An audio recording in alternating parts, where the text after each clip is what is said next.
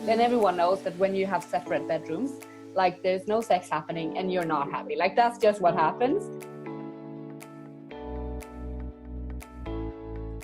You've been posting content and I've been following you for a while now, and I'm just so honored that you're here today and spending some time with me.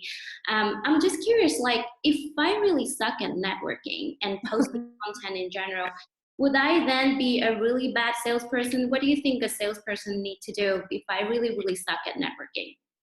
Well, it's kind of weird because I think that networking in LinkedIn has been such a hype the last few years. And I think going back to sort of a traditional, really good salesperson, that person can be really good online. But if you're really bad at sales face to face, then you won't be good online either. So it's basically you need to be a good salesperson and understand the client's needs and sort of understand where the client goes through day-to-day life, how that works for that individual that you're targeting, that you're selling to. And if you understand that part, you can be great on LinkedIn. So obviously you need to be on social as the clients are on social now. But I would say it goes back to sort of who you are as an individual.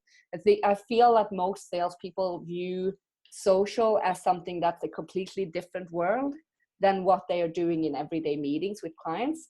But it's really the opposite. I feel that if you can be really good in meetings, you can be really good on LinkedIn if you continue to be yourself all the way through. So it's not a new world. It's just another channel for you to be awesome in. If you know who you are and you've landed sort of in that this is my passion, where I am, I understand my business, I understand the client's business, and I understand the day-to-day life of my decision maker, then just start being that person online as well. Always be yourself. And always be yourself a bit exaggerated, because in text it's so much harder because we're looking at each other now. We have an interaction. You can see me, I can see you. Yeah. But on LinkedIn, if you don't use video, you can't really do that. So textual knowledge and how to put together good text that sort of reflects who you are, that's really an important skill. And when I started out with social, I had no clue about how to write stuff. So I was really like in training sessions for months and months trying to understand what's my tonality, how do I reach out, so that when someone meets me in person, they will get the same feeling from me that they got from my text and shares. How long time did it get for you to get from 0 to 12,000 today? And when was the breaking point, you would say? Well, I started out really probably 2.5, 3 years ago, actually engaging in social. I had LinkedIn before, but I was more using that as a stalking ground. You know what I mean? Like just looking at people that I wanted to connect to, looking at their profile before meetings to make sure I was prepared for the meeting, seeing if we had joint contacts, stuff like that. So I was really just a silent observer there. And I didn't really read articles as well. I was brand new to the whole concept of inbound and marketing when I came into Do Idea, which was where I started my journey towards those 12,000. And I think I put together a routine because I got from my manager that in a few months you're going to be doing a social selling training session for a client. And that was like my second day at work. And I was just like, oh my God, I know nothing about social selling. If I'm going to host a training session, I need to understand what's going on out there. So I was sort of pushed into it, which I'm so grateful for now because it's given me so much value. But then I put together a routine. I put together some KPIs for myself based on me wanting to show in the session with the client that this is actually something that works to get meetings, which was my own KPI because I wanted to crush my budget. So that was basically like for all salespeople, you just want to sell enough to do your budget and feel good about yourself and your way of conducting business. So I started my routine. I did it every day. I started writing content. I felt horrible about the content because I was very unsure of myself when it came to writing, and probably took 2.5 months for me to actually see something coming back from that. But that actually meant that I spent time every day on LinkedIn. I followed my routine. I wrote stuff like in the evening time to be able to publish stuff. And the first time I put an article out on LinkedIn, I was crazy nervous. Like I was feeling, oh my God, I'm putting my opinion out there. People will not agree. I will be like made a fool of, like all of those fears that you have when you do something that's out of comfort zone for yourself. Yeah. And then basically going back to that first article now, I think I have like 300 views. So basically no one saw it. So it was fine. And it wasn't that great. But every time I wrote more, I got better at it. So I think that's one of the lessons for everyone who wants to start. First of all, it demands like your engagement. And you need to be patient. It's like when you're a sales rep and you start your first new job. You won't have a great first cold call, but you will have a great, like the 100 one, that will be really good.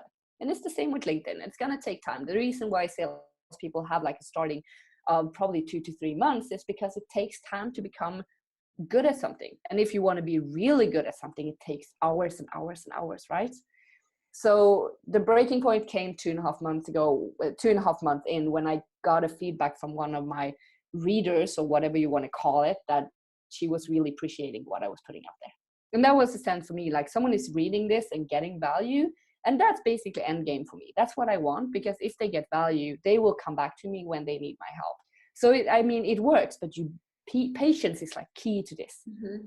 You say your niche topics is, one of them is marketing manager, and then the sales management type of topic. So how do you see the difference between those two? Want to do is I want to challenge the marketing manager to think more like a sales manager, and I want to challenge the sales manager to realize that marketing has such a big job to do in the future for making sure that he reaches his quota. I just want to get him to see that. So that is sort of my thing that I want to push. So I want to challenge both roles to get more in tune with each other, have joint KPIs, have a better understanding of each other's day-to-day life. And I think I can do that since I speak both languages. And I don't think many people do, which is something that I think is going to change in the future. We just launched at Vino, we launched a setup called real-time sales, which is basically a group of people, 7, I think, in the Nordics, who are all hybrids. They're in between, like they're great salespeople, but they get marketing as well, because they've sort of gotten used to the platforms that you can work in. They understand how they react themselves to different marketing messages. And that is something we just launched today, actually, which was one of the reasons why I had to reschedule our session. So I think we are moving towards that. I think a lot of salespeople, they're still not in the understanding. They don't understand why should I even care about what marketing does. And that's a big shame, because those people, if they don't come to that realization, they will have challenges with getting work in a few years. Like, I'm so sure of that's going to be the way everything will progress. So I encourage people who work in sales, like, you need to start reading stuff. Like, you need to start reading about what's going on marketing side, because as soon as you understand more about that, you will be better at your job, period. If I want to get into sales today, what would be your advice for me?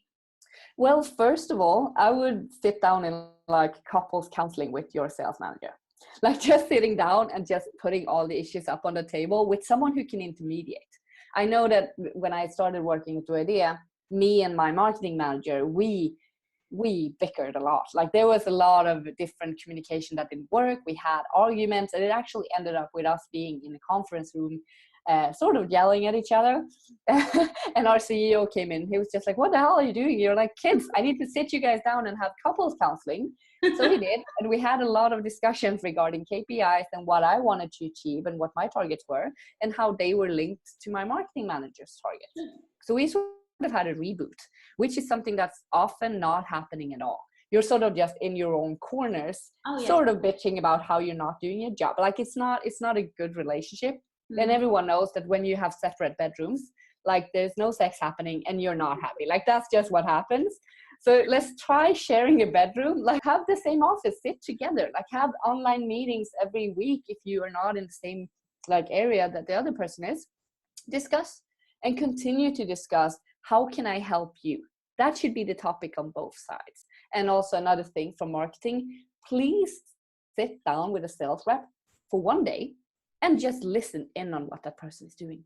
Just one day, just do your internship one day at sales, pick the good sales rep that you know always delivers, and just sit with him and listen, or her, and listen. Go with online meetings with him. Just try to understand why what you communicate is not being heard.